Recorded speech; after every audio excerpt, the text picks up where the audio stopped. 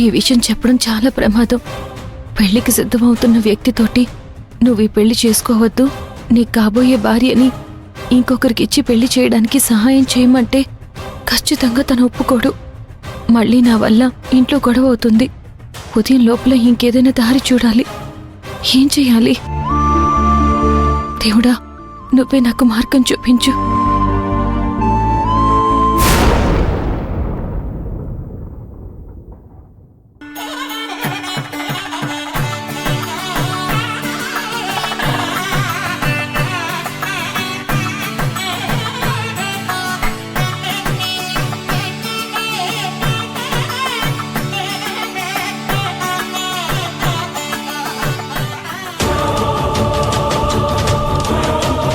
రే రాఘవ, వీళ్ళనెవరు పిలిచారా?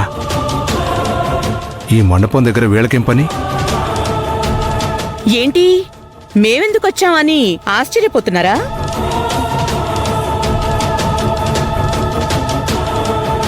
మిమ్మల్ని ఇబ్బంది పెట్టడానికో లేదంటే ఈ పెళ్లిని చెడగొట్టడానికో మేము రాలేదు.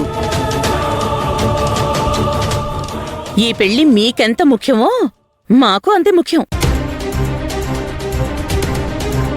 పైగా సుజాత గారు కూడా మాకు బాగా తెలిసినవారే. ఆవిడ కూడా మమ్మల్ని పెళ్లికి రమ్మని చెప్పారు. పిలిచిన తర్వాత పెళ్లికి రాకపోతే బాగుంటుందా? అందుకే వచ్చాం. పర్లేదులేండి, ఆశీర్వదించడానికే వచ్చారుగా, లోపలికి వెళ్ళండి. మిమ్మల్ని చూడగానే మీ మొహంలో కంగారు గమనించాం. మా విషయంలో మీరు ప్రశాంతంగా ఉండొచ్చు. మా వల్ల మీకు ఎలాంటి ఇబ్బంది ఉండదు. మీరు వెళ్ళి లోపల కూర్చోండి, మేమందరినీ రిసీవ్ చేసుకోవాలి. పద.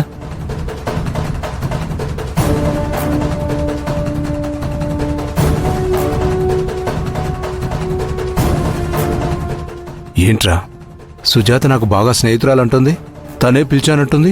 వాళ్ళ అబ్బాయి విషయంలో అంత గొడవ జరిగింది, అవన్నీ మర్చిపోయి నమస్తే, వెళ్ళండి. వీళ్ళు పెళ్లికి ఎందుకు వచ్చినట్టు?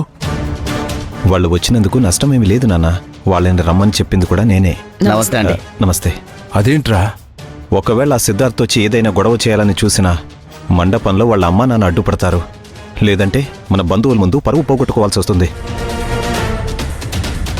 అవును మావయ్య, రాఘవ్ చెప్పింది కూడా నిజమే. ఒకవేళ అబ్బాయి వచ్చాడంటే మండపంలో మనం అబ్బాయిని ఏమనలేం.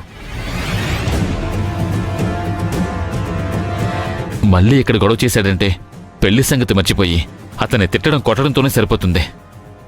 వచ్చిన వాళ్ళందరికీ అది ఇబ్బందిగా ఉంటుంది. వాళ్ళమ్మా నాన్న ఇక్కడే ఉన్నారు కాబట్టి ఆ అబ్బాయి వచ్చినా చేయగలిగేది ఏం లేదు. ఒకవేళ వచ్చినా తన సంగతి వాళ్లే చూసుకుంటారు. సర్లే, మీరన్నట్టు వాళ్ళు ఉండటం కూడా మంచిదే.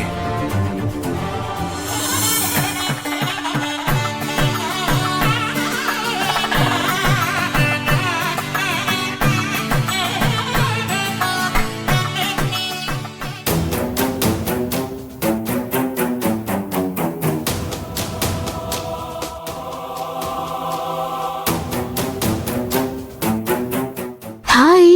హాయ్. ఏం చేస్తున్నావు? గేమ్ ఆడుతున్నాను.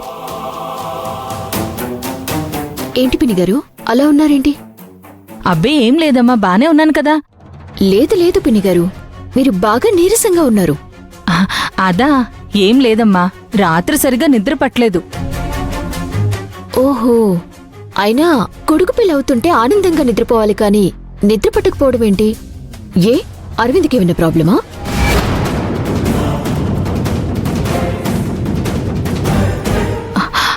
అరవింద్కి ప్రాబ్లం ఏంటి? నేను నిద్రపోకపోవడానికి అరవింద్కి సంబంధమే ఉంది. ఎందుకు పిన్ని గారు అన్ని మీలోనే దాచుకుని బాధపడుతూ ఉంటారు? పంచుకోవటానికి నాలాంటి వాళ్ళు ఉన్నాం కదా.